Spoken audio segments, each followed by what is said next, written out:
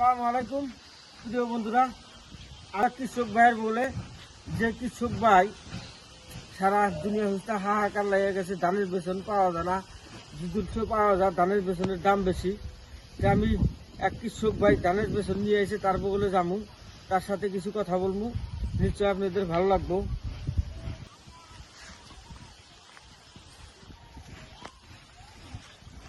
এসে গেছি, তার সাথে কিছু কথা বলবো। আসসালামু আলাইকুম। ওয়ালাইকুম আসসালাম। তুমি ভালো আছেন না? আছি আল্লাহ একটু ভালো আছে। তাহলে এবছর তো যে শুনি যে ধানের দাম খুব বেশি, তো এই ধান কোন সময় কিভাবে করে নইলেন?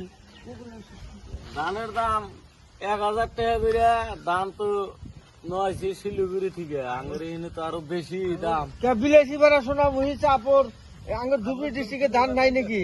ধান আছে আঙ্গুরি এনে, ধানের দাম খুব বেশি। কত করে বেশি? 1000 টাকা প্যাকেট, 1 কেজির প্যাকেট 1000 টাকা। একটা প্যাকেটে 1 কেজি ধান থাকে। হ্যাঁ 1000 টাকা। 1000 টাকা ধানের দাম, হ্যাঁ তেনা আকাশ ছোঁয়া দাম। কৃষক তেনা মরে তেনা বুতা যাবো, এইরকম যদি ধানের দাম হয় তো কৃষক তেনা মরে যাবো গা। হ্যাঁ এই জন্য এই যে শিলিগুড়ি থেকে নিয়ে আইছি, এই যে হুকা দিছি। আবার হুগা দিচ্ছেন কে? অল্প হুকাইয়া ভিজামো আর কি। অল্প গরম করে তারপরে ভিজাইবেন, তাহলে কি হয় ভালো স্পষ্ট জ্বালা। হ্যাঁ তো ঠিক আছে বন্ধুরা, আর একদিনটা আমি ভিডিও বানাইছি যে কিভাবে ধানের বেসন ফেলা। আজকে আবার ওই ধানগুলা দেখা দিলাম।